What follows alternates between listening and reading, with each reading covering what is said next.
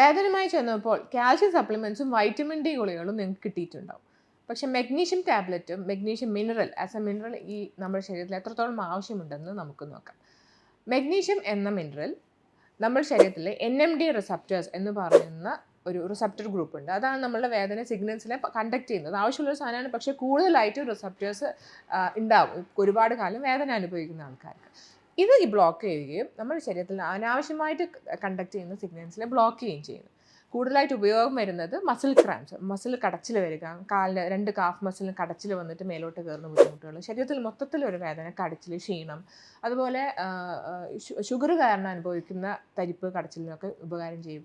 അതുപോലെ മെൻസസിന് സമയത്തുള്ള വേദനകൾ, കീമോതെറാപ്പി കഴിഞ്ഞിട്ടുള്ള പെരിഫറൽ ന്യൂറോപ്പതി, അങ്ങനത്തെ ഒരുപാട് ഗുണങ്ങളുമുണ്ട് ഈ മെഗ്നീഷ്യം ടാബ്ലറ്റ്സ് കഴിക്കുന്നത് കൊണ്ട്. തീർച്ചയായും അതൊരു 250 മുതൽ 800 മില്ലിഗ്രാം വരെയാണ് ഒരാൾക്ക് ആവശ്യമുള്ളത്. മെഗ്നീഷ്യം സിട്രേറ്റ്, ഗ്ലൈസിനേറ്റ് എന്ന് പറയുന്ന ഒരുപാട് ഫോംസ് ഉണ്ട്. രാത്രി കാലങ്ങളാണ് ഏറ്റവും കൂടുതൽ കഴിക്കാൻ നല്ലത്. ഇപ്പോൾ ഇങ്ങനെയുള്ള മെഗ്നീഷ്യം സപ്ലിമെൻറ്റ്സ് ഡോക്ടറുടെ പ്രിസ്ക്രിപ്ഷനോട് കൂടി ചെന്ന് കഴിച്ചു കഴിഞ്ഞാൽ നല്ല വ്യത്യാസം വരികയും നമ്മുടെ ശരീരത്തിൽ ആവശ്യമുള്ള ഒരു ഘടകമായി മാറുകയും ചെയ്യും.